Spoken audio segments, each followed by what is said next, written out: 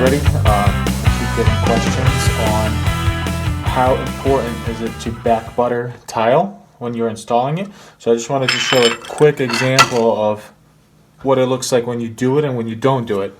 The tile we're working with is a 4x12 porcelain tile. It's basically a large format subway tile.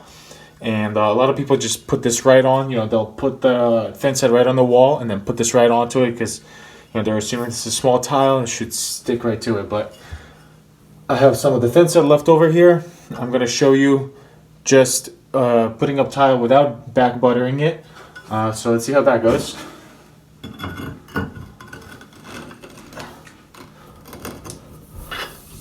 So I like it to look like this. I don't have any indentations. So now let's take it off and see what that looks like. So if you could see this, in terms of adhesion to the wall, we're probably looking at like 20% of the tile that actually gets stuck to the wall up there. And now let's try the same tile.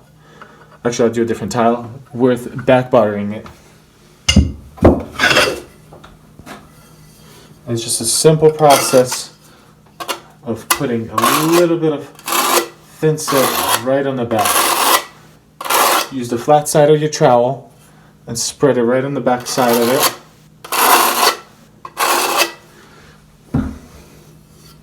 And now let's put that on and see what it would look like.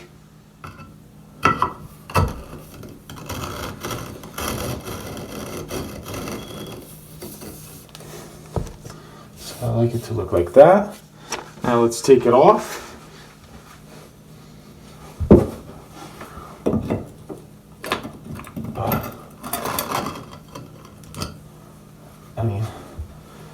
Now you can see it. You see how all the ridges? This is me pulling the tile off of the wall.